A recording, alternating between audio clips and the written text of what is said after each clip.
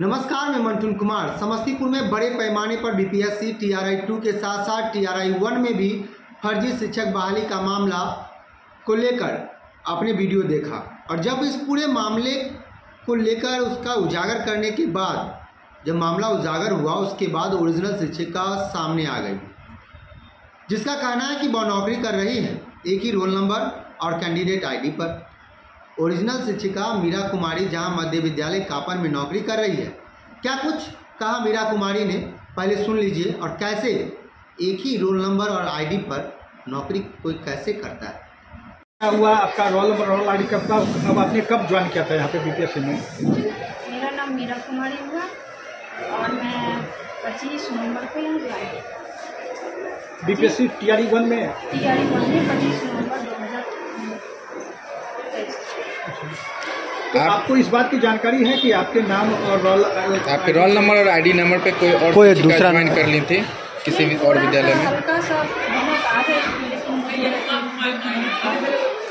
इसलिए मैं इस पर कुछ बोल नहीं सकती। अभी फिलहाल आप किस विद्यालय में हैं? कौन से विद्यालय? का फर्जी शिक्षिका रंजना कुमारी कहाँ है?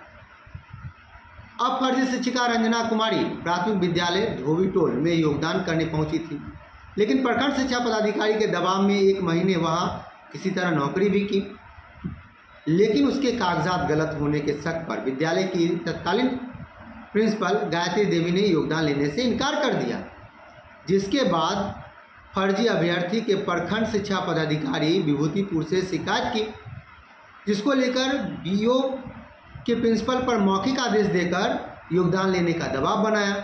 इसके बाद भी प्रिंसिपल ने योगदान नहीं लिया। तब प्रिंसिपल फर्जी शिक्षिका रंजना कुमारी को योगदान दिलाने के लिए लिखित आदेश जारी कर लेकर पहुंच गए। फर्जी शिक्षिका जो BO का वो आदेश था। फर्जी शिक्षिका रंजना कुमारी विद्यालय में 29 फरवरी 2024 को योगदान दी और 30 मार्च से गायब हो गई। इसमें हैरान करने वाली बात है कि विद्यालय के प्रिंसिपल ने रंजना कुमारी के कागजात को जो देखा, इस शिक्षा कोष पर देख लिया था कि फर्जी वो कागजात है और एक ही आईडी और रोल नंबर पर वो नौकरी कर रही है। वहीं प्रखंड शिक्षा पदाधिकारी फर्जी शिक्षिका को योगदान दिलाने के लिए आखिर क्यों दबाव बना रहे थे? क्या कुछ कारण था? सुनिए स्कूल के तत्कालीन प्रिंसिपल गायत्री देवी क्या कुछ कहती है। रंजना कुमारी मेरे विद्यालय में 29 फरवरी को आई थी, तो हमने उनका कागजात देखे। कागजात पर हमको सस्पिशन हुआ। उसके बाद हम उनको बोले जो कागजात तो सारा नहीं है, हम कैसे ज्वाइन करवा लें। तो BO साहब को उसने फ़ोन लगाई मीरा कुमारी। तब BO साहब हमको बोले जो मैम करवा लीजिए ज्वाइनिंग और क्या कहते हैं सारा कागजात ये दे देगी। इसी आधार पर हमने ज्वाइन करवा ली। फिर क्या हुआ?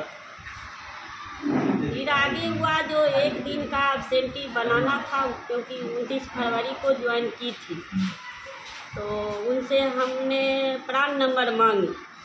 आप प्राण नंबर दीजिए तब ना आपका एब्सेंटी बनेगा। तो उसमें आज कल करके टाल मटोल कर रही थी, तो नहीं दी।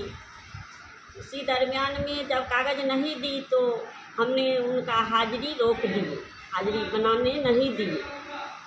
जब हाजिरी बनाने नहीं दिए तब BO साहब का फिर कॉल आया, तो उसने बोले जो मैम क्यों हाजिरी रोक दिए। मैं बोली जो सर आप लिखित कुछ दे दीजिए, उसके बाद मैं हाजिरी बनवा लूँगी।